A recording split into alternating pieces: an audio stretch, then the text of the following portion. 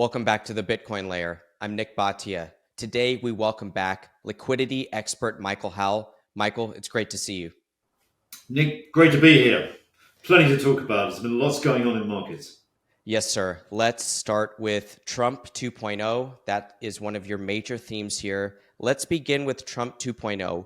What you feel are the main implications, and then you can lead into maybe your liquidity outlook for 2025. Well, I think the first thing is what happens to the dollar. And there's a little slide I put together you can use at any time, which basically is my interpretation of what Scott Bessent is basically trying to do at Treasury. And at the center of that is the US dollar.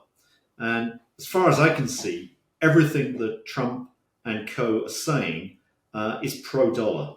And that's important. The dollar is critical to the international financial system. It's critical to the supply of global liquidity.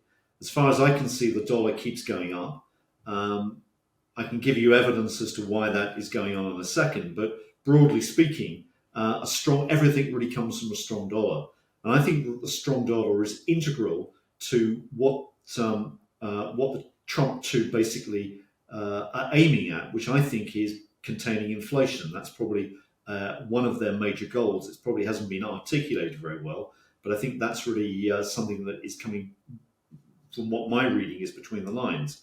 There was a very interesting interview that Scott Bessent gave about a month or two ago, where he was very clear in saying two things. One was that Trump policies are deflationary, not inflationary. And I kind of go along with that. I can see the logic because what you're doing is you're basically building two supply networks in parallel. And that's got to be increasing the overall supply of goods. So notwithstanding the fact that there may be some costs going up, broadly speaking, supply factors are likely to dominate, and that may well be deflationary. So I kind of agree with that point. The other thing that he said, which I think was something to ponder on, is that inflation has been one of the major reasons why governments have been thrown out of office. And he cited evidence in Japan, but I think one can also look closer to home and look at what happened to the US. Why was Biden so unpopular? Given the fact the economy was seemingly doing well. And I would say inflation may well have been one of the hidden factors there that actually helped turf them out of office. So inflation is clearly a critical thing. If Trump wants to maintain his position and wants to succeed at the midterms in 2026, I think inflation has got to be held down. And a strong dollar is probably one of the ways to do that. What's more, it helps the negotiating tack in terms of tariffs. And I think, overall, one's got to say that, you need to take Trump seriously, but maybe not literally. So tariffs are a negotiating tool. The stronger dollar helps that.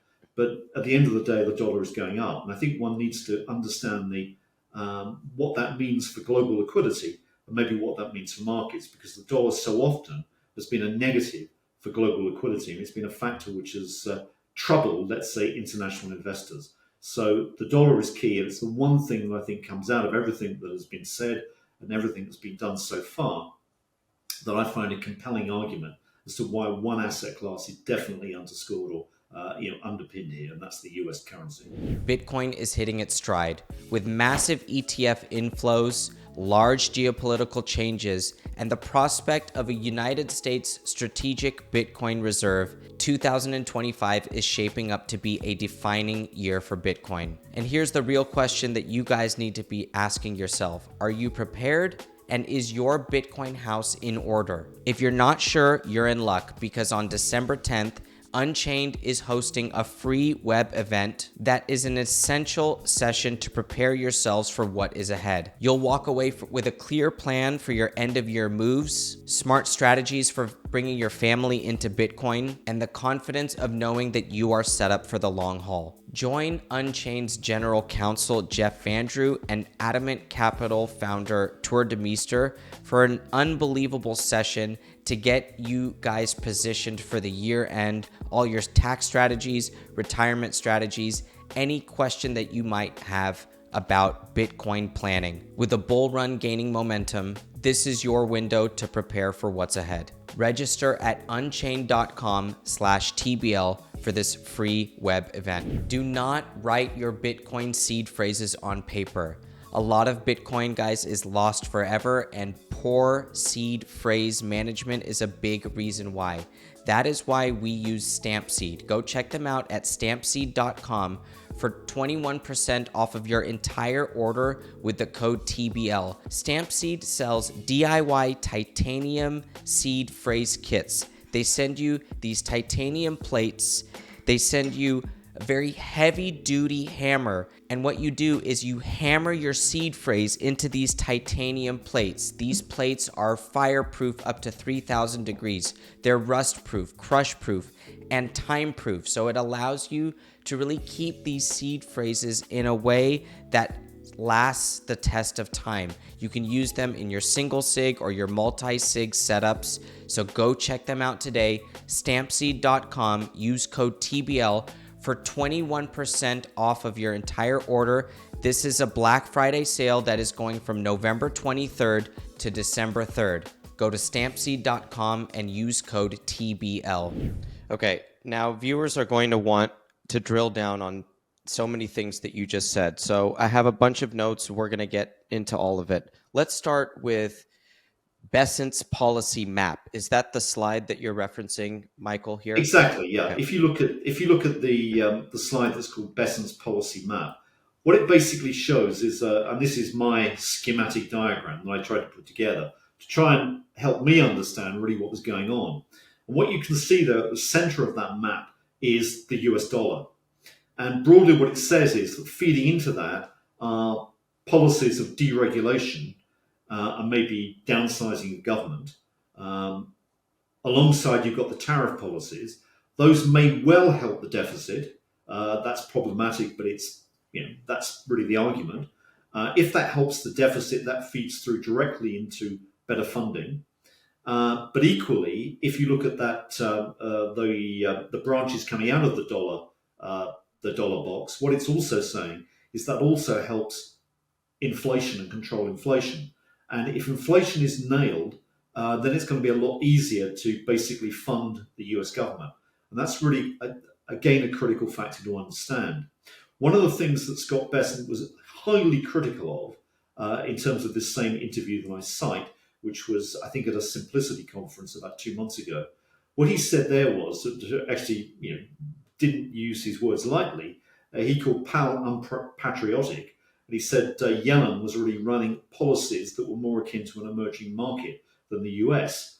And I think what he's really getting at here is that what you've had going on in the backdrop is policies that we've labeled rather flippantly, not QE, and not yield curve control. One coming out of the Federal Reserve, which is the not QE. And by that, what we mean is that the Federal Reserve, despite the fact that the balance sheet has been tapered, the fact is that liquidity has actually expanded. Bank reserves have been going up for much of the last 2 years. The Fed has managed to find ways of actually pushing liquidity into markets, whether it be through running down the TGA at different times, whether it be through the reverse repo, whether it's through the bank term funding program. But various elements have actually subtly managed to increase liquidity in the US money markets, which is one of the reasons the market's going up. But the other thing to think about is what Yellen's been doing at Treasury. And what she's done there is to radically change the profile of debt issuance away from the long end, where coupons have been largely rationed, towards shorter end debt, particularly bills and short-dated governments. And those instruments have been pronounced in terms of their supply. They are a source of liquidity. One way to think about liquidity from an asset perspective is to think of liquidity being defined as an asset divided by its duration. So if you're going to, let's say, even keep the stock of assets constant, but you decrease their average duration, you're actually increasing liquidity in the system. That's by definition, that must happen. That's what's been going on. The average tenor of debt issued at the auctions, aside from bills, has fallen by 1.2 years since the end of 2022. So this is a significant drop in what the Treasury has made available. And that shortening of duration is really a boost to liquidity. So the not yield curve control, which that comprises, has had a significant effect on boosting the liquidity across US markets. So these two factors are important to consider. The question is, given the criticism that Scott Bessent has already made, is he about to halt those? I think the answer is that he can't, because he's obviously cognizant that liquidity is important. If you read the Key Square newsletter for, I think it was January of this year, he's very clear that liquidity is an important element in his investment assessment. It's clearly critical to keeping the market up. And why would he want to pull liquidity out of the system so suddenly? He's got to run with these policies that Yellen and Powell are doing. He may want to change the chair of the Federal Reserve. I would assume that's probably a likely occurrence, given the fact that we know that Powell is no inflation hawk. And any central bank that uses the word transitory on inflation is really a central bank that doesn't want to tighten. So what we ought to have is somebody who's much more inflation hawkish in there. And that would probably be useful forward guidance for the markets. But generally speaking, I think this policy of benign liquidity, while maybe keeping policy interest rates pretty much constant, is the way that the Treasury and the Fed are going to operate going forward. I think one's got to see those really as one single monetary authority rather than as two separate independent organizations. So generally, this policy of adding liquidity continues, and the funding backdrop, therefore, is one where you still see a lot of short-dated issuance coming through, but the long end of the market is held down by inflation control, the strong dollar. So that's pretty much how I see it. Wow. So let's talk about the dollar being negative for global liquidity and balancing that with Bessent wanting to keep liquidity in the market. So you're saying, first of all, that he understands the liquidity concept that is central to your framework. And second, that he wants a strong dollar to try to taper inflation. And then you also say that a strong dollar is negative to your actual liquidity calculation itself, which we care a lot about. So can you get into that? Can you explain all of those concepts together a little bit? Yeah, what I'm going to do is to move to the dollar, and I think you'll find that the next slide in that pack is a chart which looks at inflows into the US dollar over the last 20 years. And I think that's a really important chart to start thinking about.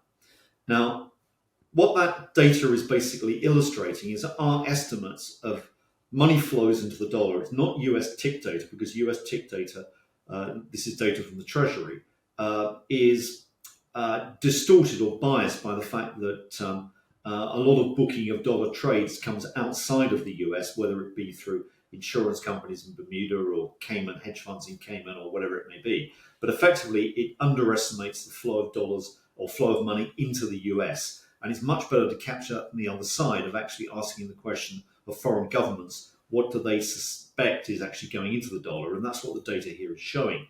Now, what it illustrates is a very significant turnaround just following the global financial crisis. And ever since that point, what you've seen are huge capital inflows consistently going into US dollar assets. Now, it's important to understand, first of all, why that's happening, and secondly, the consequences of that. Why it's happening is broadly for a number of reasons. One is that the US clearly has technological leadership in the world. The only way to get access to these companies and to this technology to invest in America itself via the dollar. The second factor is that what you've had since the global financial crisis is a significant tightening of bank regulation and insurance company regulation through the form of Basel III and Solvency II, which has encouraged a lot of international financial institutions to hold more dollars as safe assets. And that has increased the demand for US assets, again, flows into the dollar. Then you've had the Eurozone banking crisis from 2010 through 2012, which was effectively a nail in the coffin of the euro as an international currency, or an international reserve asset anyway. And more money moved into the dollar during that period.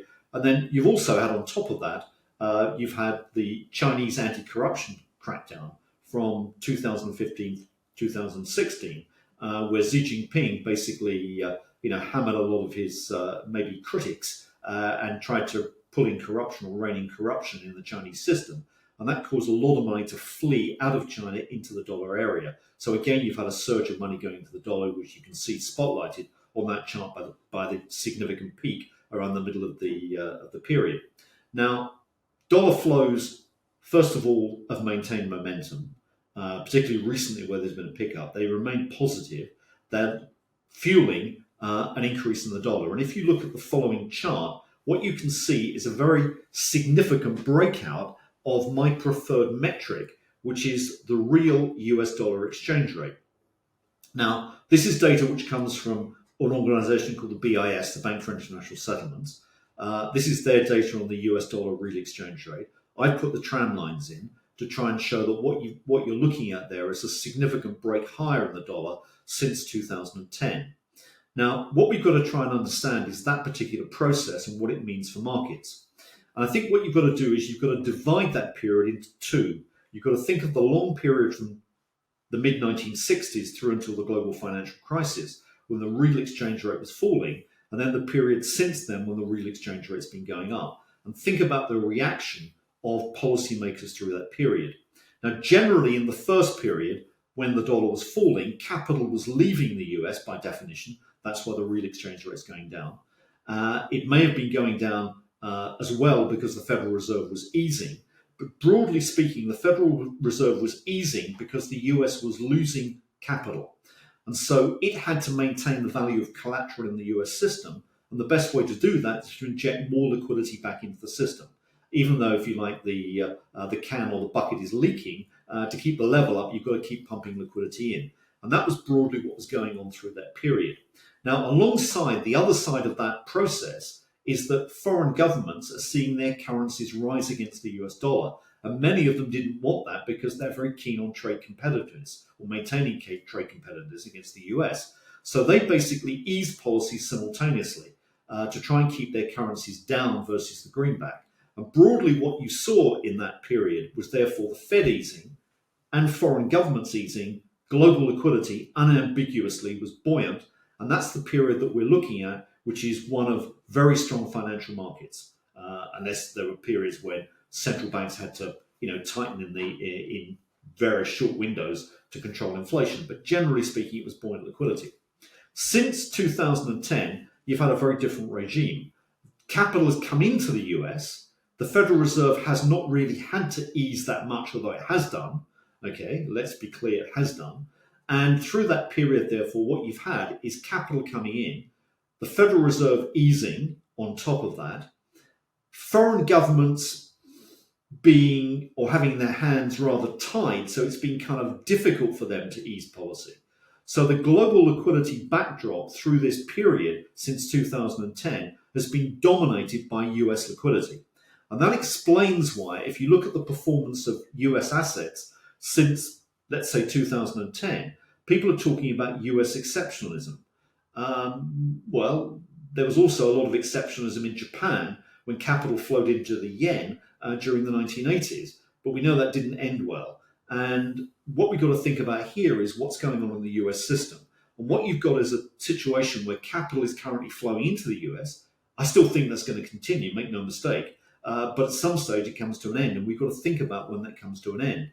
Now, there have been parallels before in history of this particular process, but it's all about cross-border capital flows, hence our name, and of course, the response or the transmission of those flows through what we think of as the real exchange rate, which is something I wrote up in the book I published in 2020 called Capital Wars.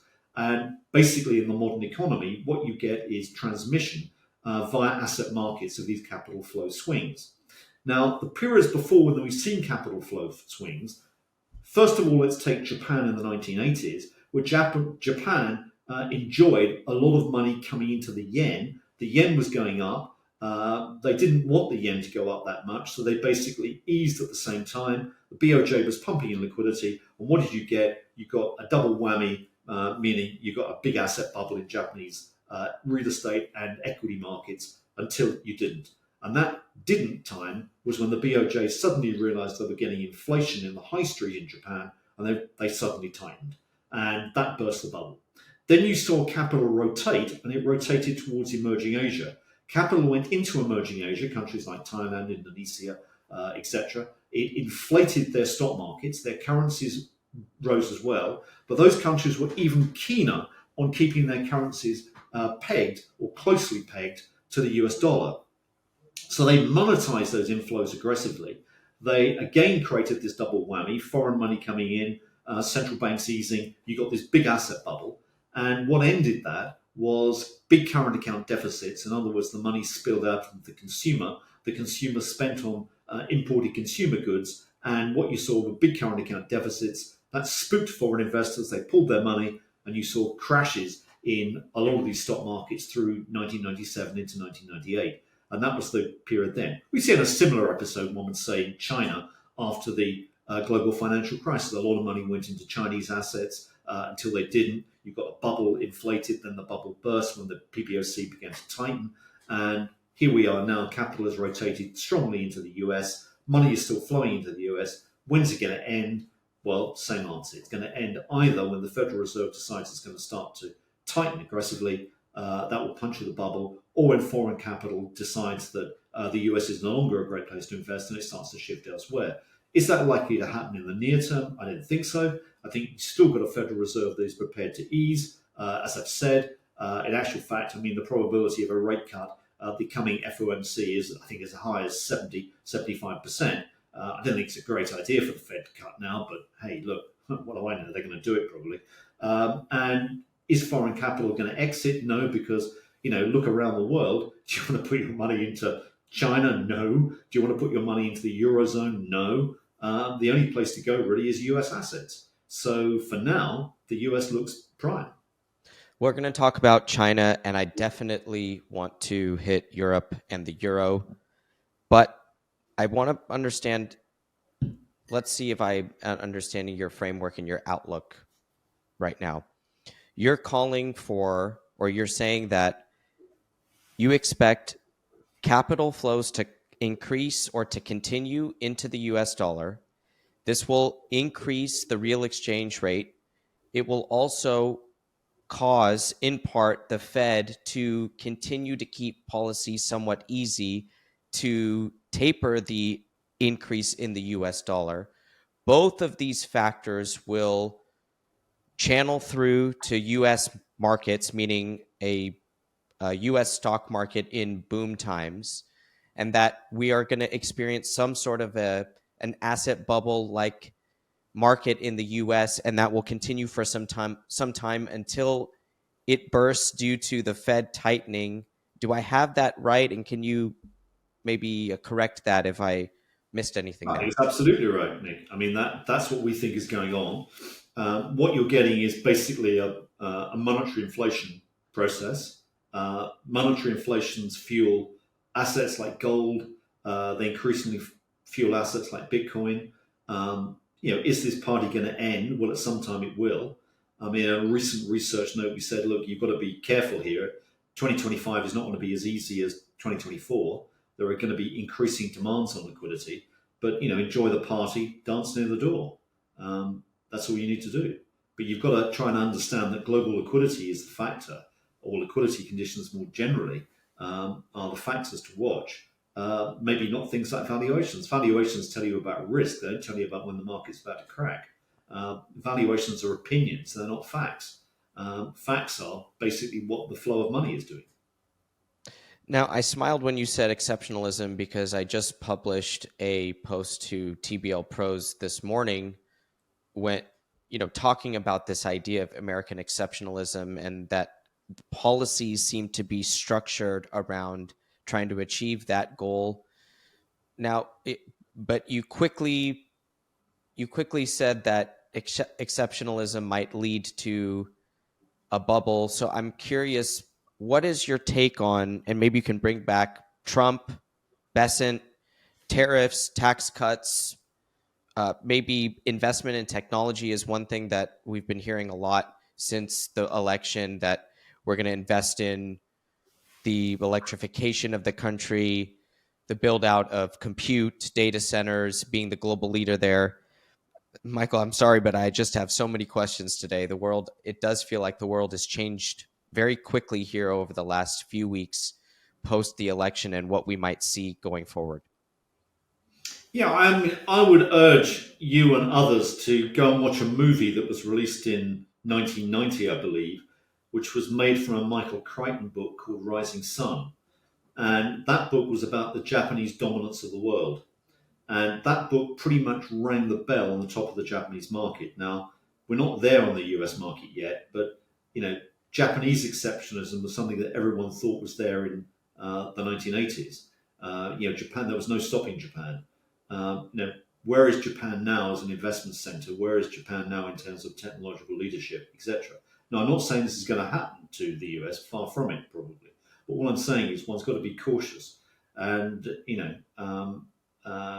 it's really as straightforward as that. This is, there are good reasons why capital is going into the US, but the fact is, in asset markets, the effect is being exaggerated, amplified, and we've got to be conscious that these valuations are basically straying well away from traditional norms, traditional benchmarks. It's really as straightforward as that. It doesn't mean to say that the stock market can't double. It doesn't mean to say that Bitcoin can't double or gold can't double or triple. These things are quite possible. But the question is that you keep going as long as you don't, or as long as you can't. And we've got to watch for when money flows reverse or are halted. What ends the party so often is the Federal Reserve. And the Federal Reserve, as far as I can see at the moment, is not inclined to tighten. In actual fact, they're finding every excuse they can to ease. I mean, you just listen to the speeches of Fed governors. I mean, they're mind-blowing as far as I can see. I mean, they've completely torn up the script on inflation. They're now saying that basically whatever it takes to cut rates, they'll do. I mean, there's no discipline in the FOMC as far as I can see. That all they want to do is cut rates. They're telling us they're going to cut rates, more or less. That's not how they should be operating. What Scott Bessent needs and what Trump needs is a Fed chair or an FOMC that gets ahead of the curve, and that's not what we're looking at right now. In other words, you need this high street inflation discipline to make sure that the markets don't go AWOL, because higher inflation is really what ends this party. And as far as I can see, we're moving down the track where people are being rather too nonchalant about inflationary effects. Now, I'll come quietly and accept the fact that if the dollar is strong near term, there is going to be some deflationary hit to both the world economy and to the US in terms of better inflation prints. That's true. But let's look beyond that. If the Federal Reserve is very, very keen on keep cutting interest rates, then you're going to have a problem in terms of future inflation. And I think that the whole tenor of what Yellen was doing, as I've written about many times, this yield curve control, has basically pushed or distorted US Treasury yields at the 10-year tenor down by about 100 basis points. Now, if you go figure, what that implies is, number one, that the yield curve is actually steeper than it seems at first sight, if that is a true metric. In other words, it never really inverted seriously. It never really truly flagged recession. So all these economists that look at a raw yield curve have just got it wrong. They've been fooled by Yellen in that regard. And then also look at break-even inflation rates. If true Treasury yields are 100 basis points higher than they really are, because of this distortion of this scarcity of coupons and this funding of the deficit at the front end, then what you've got is actually break-even inflation running at about 3.25%, not the 2.25% that the Fed keeps telling us. These are important factors to think about in terms of longer-term valuation. Interesting. Now, I want to ask you about the dollar being negative for global liquidity per your index. Can you get into the index itself? So we know that the index is comprised of collateral values. So lower interest rates is going to be higher liquidity. We know bond volatility is in there. So muted bond volatility is going to increase liquidity. Also the size of the banking system. But the dollar is in there as well. So can you break down the impact of the dollar on your index right now? And if there's a slide that you can point us to that might. Well, there's not a slide I've got, but I can certainly talk around two things. I mean, one is what is the impact of the dollar? The dollar has two impacts in terms of global liquidity. The first one of those is to basically say that if you've got, as I sort of articulated earlier on, a situation where the dollar is strengthening, foreign central banks that basically don't want their currencies to sink a lot against the dollar will basically try and hold their currencies up by tightening liquidity. So in this regard, a stronger dollar will cause foreign central banks to tighten or will take away a lot of the flexibility or degrees of freedom that foreign central banks have in terms of easing policy. No central bank wants to see currency volatility in particular, and many of them don't want to see weak currencies. So that would actually cause a monetary tightening by definition. I think the other thing you've got to think about is basically borrowers of dollars internationally in the cross-border markets. If you've got a strong dollar or a strengthening dollar more particularly, it focuses the mind because you're going to have to pay more and more back in terms of your local currency. So the demand for dollar borrowings tends to drop away quite fast. And that tends to be an important element in terms of driving global liquidity as well. So these are the two major conduits. I mean, there are other things that may well come in as well. Think about the impact as well in terms of what the strong dollar does in terms of commodity markets. It will push down commodity prices. They're priced in dollars, and if commodity prices drop, then that's another source of collateral that's falling. So you get the point that the dollar can be, as people label it, a wrecking ball in terms of the global economy and in particular global liquidity. So can you balance that outlook with just an overall, or let's now get to your liquidity outlook. So where is liquidity heading per your GLI, given all of these factors of collateral values, the coming rally in the dollar, and everything else? Well, if you go to slide 2, what that shows is our global liquidity cycle. And what that cycle is saying is we're basically around midpoint. There's nothing to say that index can't rise further. I suspect it will do. I'm not really arguing that. What I'm saying is that maybe most of the impetus in terms of that rising index is coming out of the US, and it may well be associated with a stronger dollar, not a weaker dollar. So let's think about that. Am I convinced that you're going to see a big peak in global liquidity in the next year or so? No, I'm not. I think you'll see a cyclical peaking sometime next year. I think it's probably going to be at lower levels than we saw in the last cycle. And I think the other thing you've got to take into account is some of the growing demands on that liquidity. And that's why, I'm looking into 2025 and I'm saying, well, okay, look, I'm not risk off yet. I still think there's gains in markets. I mean, we've been saying that for some time over the last few months. The setback that we saw earlier on in the summer or late summer, we were absolutely convinced that it was another buying opportunity to come back into the markets, and so it's proven. We still think that there's opportunities out there, but I'm a lot less convinced at the turn of 2025 than I was at the turn of 2024 about the outlook. Last year we were very upbeat. This time in 2023, we were very upbeat about the coming 2024. Looking into 2025 from now, I'm less certain. After we've had 2 years of bull markets, a lot of commentators and analysts have been very negative over that period. They're only now turning positive. I think that's way too late. I'm starting to think a little bit more cautiously, certainly about the cycle. Now, I think you've got to differentiate the cycle from the trends. And I think that's very important if you're a crypto investor. We know that crypto has cycles, and we know those cycles can be quite vicious.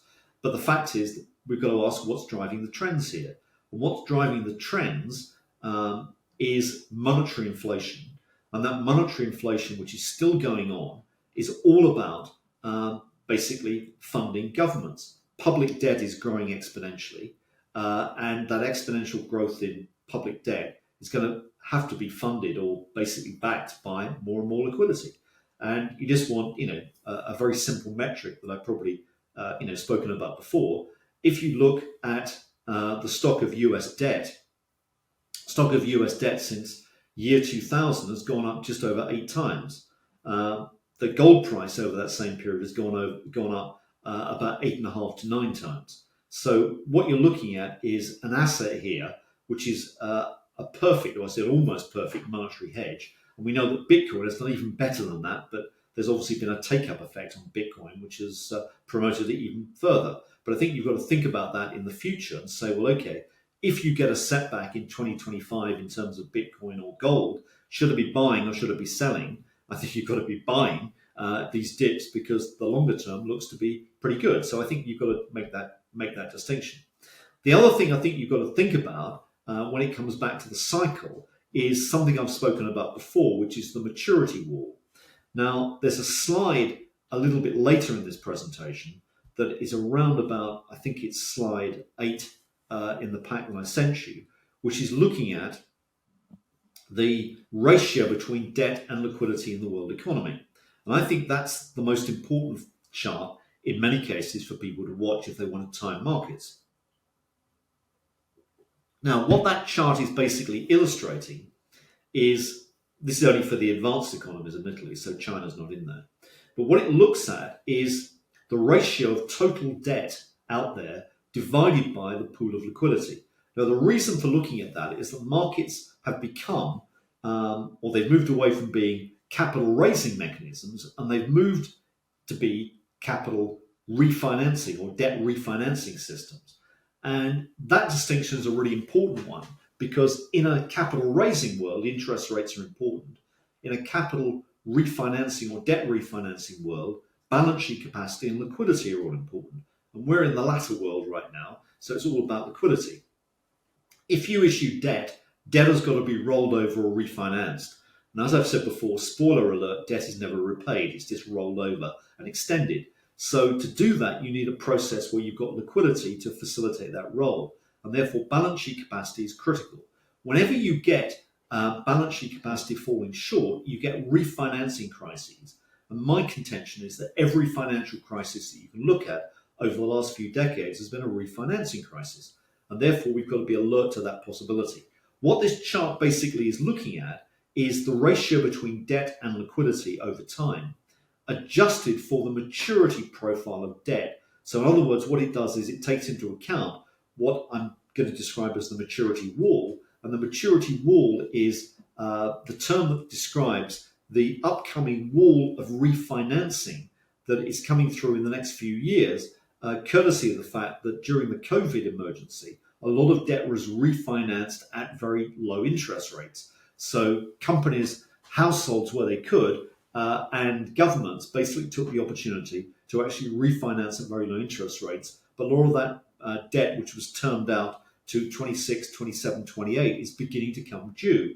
And so that will have to be refinanced probably from the middle of 2025. And that's going to put more and more demands on the pool of global liquidity.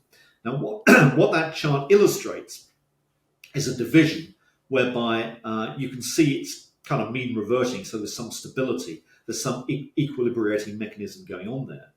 When you're above the dotted line, which is drawn at about 2.5 times the stock of debt to liquidity, what you find is that's an environment where you get refinancing tensions emerging. And most financial crises occur during those periods. When you're below the line, what you find then is that there's abundant liquidity. And if there's abundant liquidity in the financial sector, it can go off elsewhere and feed booming asset markets, feed rising Bitcoin, feed rising gold, without the need to actually roll over any debt. And what you can see from the chart, the extrapolations or projections that we've made through to end 2026 basically illustrate the fact that we're in a period where that ratio is beginning to rise after having been in the luxurious situation for about 3 or 4 years, at least, where there's been abundant liquidity in the system generally. And that's basically how we see that. So we're in a period where, it's going to be more difficult, not easier. What are the factors that are driving balance sheet capacity lower over this time period, over this coming time period relative to the refinancing needs? Well, they're not. Let me be clear, Nick. It's not that the balance sheet capacity is shrinking. It's the fact is it's not growing as fast as the maturing debt is coming through. So what you've got is this maturity wall that's coming up for to be rolled over, and that's why that line goes up, because what it's doing is it's looking at that it's normalizing the data is the debt pool is normalized for timing effects, And so what it's saying is that effectively debt is increasing or the debt ratio is increasing because the maturity wall is coming up for rollover or refinancing. And that's why it's increasing. Now, it's not that liquidity is not growing. Liquidity is growing. I think it may be growing less fast for the reasons that I've cited. The dollar is strong. That means that all the emphasis is on the Federal Reserve to ease and US markets to create liquidity. And it's more difficult for the global economy, the non-US economy, to do that in the environment of a stronger dollar. And that's basically the reason. You get bigger liquidity swings or more liquidity growth during a during a softer dollar regime than a tighter dollar regime. Now, you say that the US is going to be relied on for making liquidity, so US based liquidity. Now, my question to you, a concept that you've helped us understand this year is the liquidity impact of large bill issuance. So Mhm. you've referenced the declining duration today. So falling duration is one of the main impacts there, where you get larger bill issuance, so therefore it shrinks the overall duration of Treasury supply in the market. But you also explained that when bills are issued, banks absorb the bills in a borrow and spend sort of ways, meaning that the US government is borrowing and spending money into the economy, and banks are the ones that are growing their balance sheet to accommodate this relationship. So my question to you is your monetary inflation outlook going forward, does it have to do some or a lot with this borrow and spend large deficit by the Treasury continuing into the future, or is there something else going on here with spending cuts, deficit management? I'm really curious about the U.S. banks' implication here in monetary inflation, and then of course its impact on your liquidity index.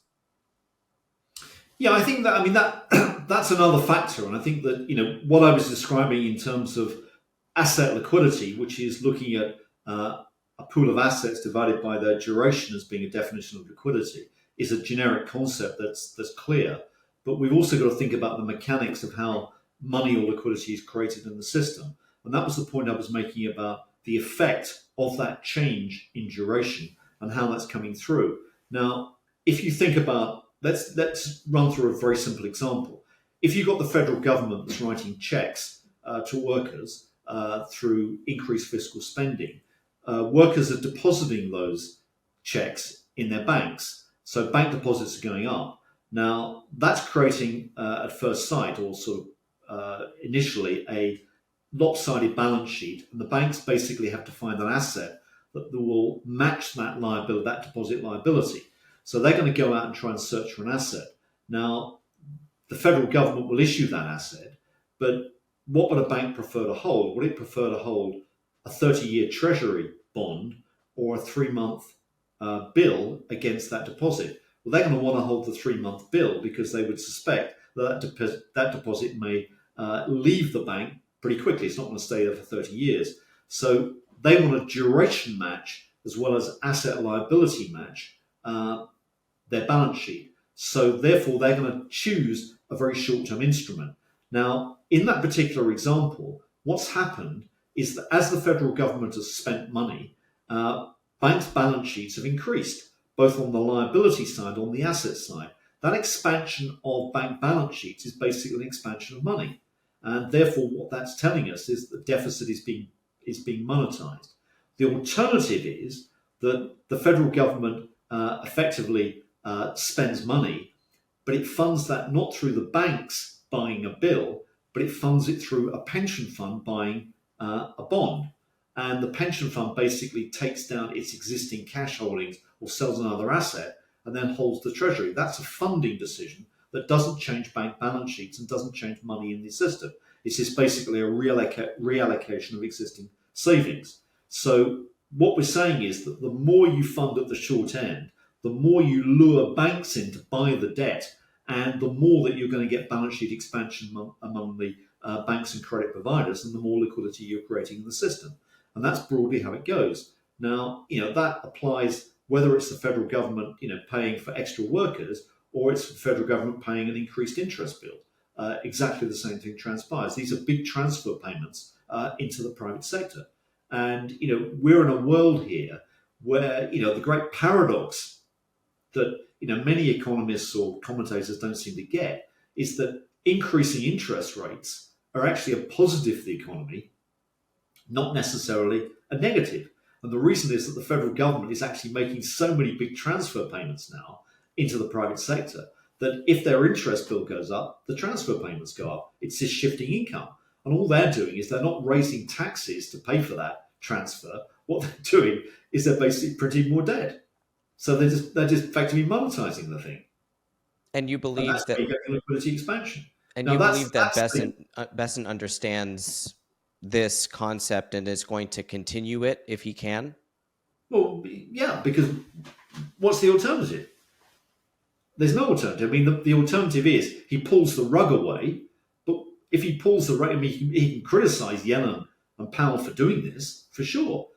But can he change it? Well, how does he change it? He either slashes government spending dramatically, but good luck with that. I mean, okay, they can make decent sized savings, but the reality is that the big numbers are Social Security, Medicare, and defense and interest, and they're not going to eat into those particularly. So you've still got this problem out there. You may arrest the growth in the budget deficit for a couple of years or so, but you're not going to change this equation. This is all about welfare state capitalism.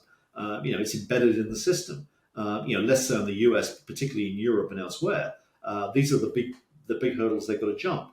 And if you want a scary thought, just look at what's happening in the eurozone. Look at the vast differentials you've got now in public debt to GDP ratios. I mean, this is telling you that the eurozone has got a much bigger headache out there to tackle. So back to the US, I think the fact is that Besson does understand all these things, but what can he do? I mean, he can basically say, "Okay, I'm going to stop funding at the short end. I'm going to play everything into the long end. I'm going to start issuing lots of coupons. I'm going to soak up all this liquidity. I'm going to cause a huge market setback, and Trump's going to pat me on the back and say, great job." I don't think he can do that. I think he's basically got to, my view would be, he's got to put somebody in the Fed who is an inflation hawk, and obviously replace Powell or do that, over a period. You want an inflation hawk in there who the markets will respect. And then what you can do is you can play around at the margin with this liquidity expansion of not QE and not yield curve control, and can persist with funding at the shorter end for some time. But this can't go on forever. I mean, he's got a window where he can maybe do this for another 2 or 3 years or so, and maybe get bill issuance up to 25% of total outstanding debt. But I think it'd be really dangerous to go much beyond that. Having said that, I think in the 1970s it was 40%.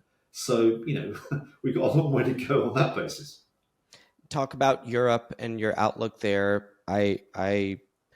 We see a lot of political trouble in Europe as well. The prospect of a strong dollar is going to hit the exchange rate. How bad can it get for Europe? Are we talking about a collapse of the political union, the monetary union, or just further trouble, recession? What is your European outlook here? Well, there's an old saying in Ireland that if you want to go to Dublin, don't start from here.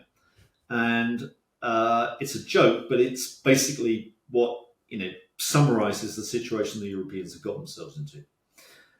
The real problem that Europe has is China, or overdependence on China and an overdependence on Russia. It's got energy largely from Russia and commodities from Russia, and it's got demand coming from China. And those are not good, client states to be associated with for obvious reasons. So Europe has got to reshape. But the problem is that it's got a huge skew in the debt to GDP ratios between the southern European countries, where debt to GDP averages about 130%, compared with the core of Europe, Central Europe and Northern Europe, where it's around about 50 to 60%. So that gap is huge.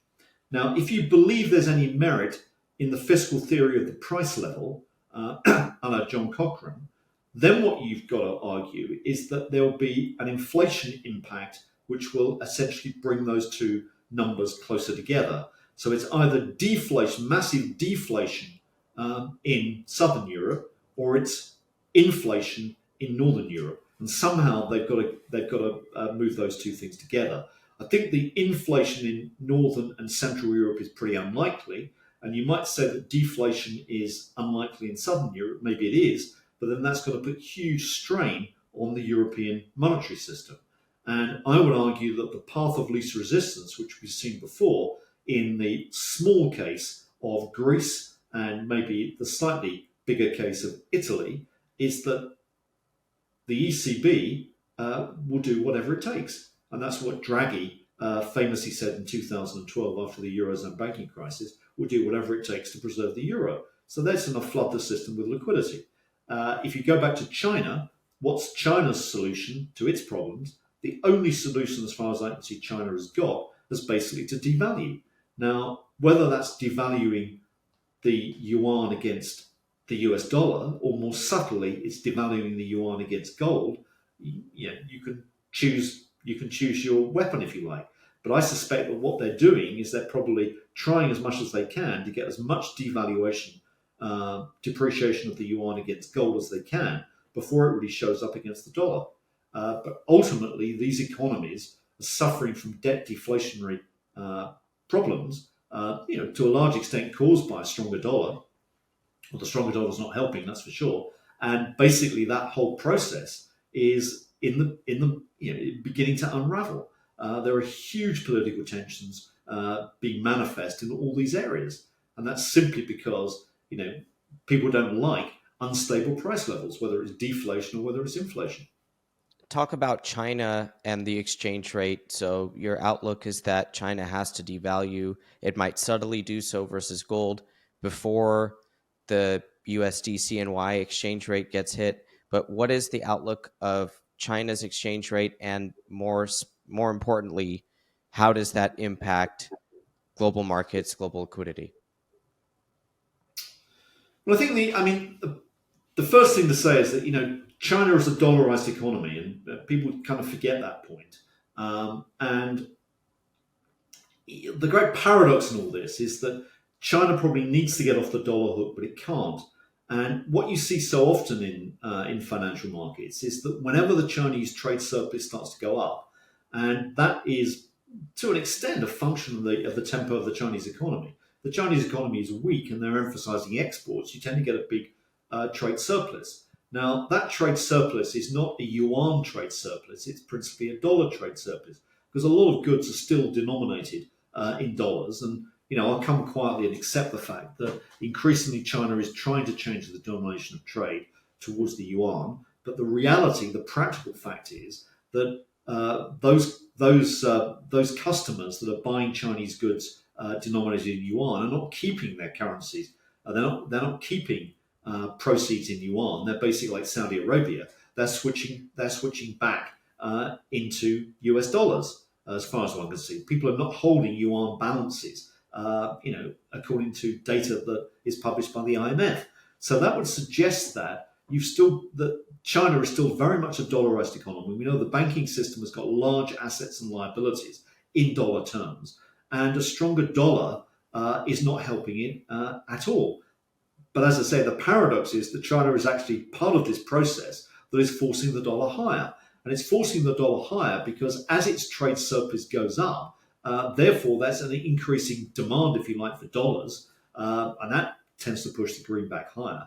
The other thing is that the extent to which China doesn't recycle through major US banks or major European and US banks means that dollar recycling goes through smaller channels, maybe Asian banks, Middle Eastern banks, which are less efficient. So the elasticity of dollar supply, if you like, the recycling of dollars becomes a lot less efficient. And that's a further factor that pushes the dollar up. So what you've got in China is a real problem here. And it's a problem that I think they're, maybe slowly beginning to face up to. Now, the only thing they can really do is to is to devalue the currency, as far as I can see. I mean, what is needed is to get the real exchange rate down, or the real exchange rate is going down in China, because effectively capital is ultimately quitting the Chinese economy for the obvious reasons. The real exchange rate needs to go down. That means either prices fall, including asset prices, or the yuan itself falls. Now, what we're seeing at the moment is that basically asset prices and goods prices are taking the brunt of that adjustment, and the yuan is being held up by a relatively tight monetary policy in China. Now, if you look at a slide, which I believe is the following slide in the pack, it shows PBOC, People's Bank of China, injections of liquidity into their money markets. Now, despite the fanfare that has basically greeted this major fiscal package, or supposedly major fiscal package that China has announced to underpin or support its economy, there has been no evidence that the PBOC is easing policy yet. Now, that's interesting because it suggests that they're not pumping in liquidity right now. The fact is, however, if you look between the lines or read beneath the lines, what you find is that they've actually eased up the ability of banks and the People's Bank to own government debt. The banks themselves, the high street banks in China, have been given around 1 trillion yuan of new capital to expand their balance sheets. And maybe one of the things they're going to do in that balance sheet expansion is buy more government debt. Equally, if you look at what the PBOC has been doing, the PBOC has increased its holdings of government debt, albeit from relatively low levels, by around 50% in the last 2 months. So they're beginning to accumulate government debt. Now, all I'm saying is it's not happening yet, but it looks as if they're putting in place a policy path which enables them to monetize government debt. And there's no way, as far as I can see, that they can monetize government debt in the size required without the yuan devaluing. Now, it's devaluing against gold right now, but it's not devaluing against the US dollar, so they're controlling that particular conduit. But it will. Michael, you've touched on the dollar, Trump 2.0, inflation, funding, Powell, Europe, China, Japan, the history from Japan. If you could just leave us with some closing thoughts here today, looking forward to 2025, your index and global markets, Bitcoin and gold. And maybe one question I had in between there was, do you feel that a correlation between Bitcoin and stocks is not the right way to think about Bitcoin going forward for the next couple of years, if monetary inflation hedges are going to perform differently than maybe equities? When you're saying stocks, you're talking about Wall Street. Yes. Well, I think, okay, I mean, what I would say is that what you've got to look at is you've got to take the fact that that asset classes have different sensitivities to liquidity. And one of the things that we've argued over the years is that crypto, particularly Bitcoin, is one of the more sensitive asset classes to liquidity. And that's true on the way up and on the way down. So if liquidity gets crushed, Bitcoin will basically fall with it. And you can argue the same with gold, but to a lesser extent. Then if you look at the stocks are very sensitive to liquidity, but NASDAQ is even more sensitive than the S&P to liquidity conditions. Now, what I've said is that if you go forward over the medium term, and let's take a 3 to 5 year view, liquidity is expanding because it has to, simply because debt is going up so much. Now, Parche, Scott Bessent and Trump's good intentions of actually getting US debt controlled, good luck with that. I think they're going to make a fist of it, but at the end of the day, broadly, it's an impossible task because welfare state spending, Medicare, Social Security, defense spending, all these things are just too strong. Debt grows exponentially. Liquidity is predominantly cyclical, and that's why you see financial crises. Now, we've got to think about the trends here. And if you've got the future, which is saying you're going to get more monetary inflation, then you've got to invest in monetary inflation hedges. And that, to me, says that you've got to own in your portfolios things like gold, things like Bitcoin, things like prime residential real estate, Equities are a good monetary inflation hedge as well, less good than some of the others, but they still work. So you've got to diversify there. Do not have bonds. Bonds are not going to do that. Bonds may perform in the short term. If you've got a good carry on bonds, that makes some sense to hold those. But generally speaking, they're going to be an inferior asset class. That's the medium term. That's the 3 to 5 year view. These assets should be good.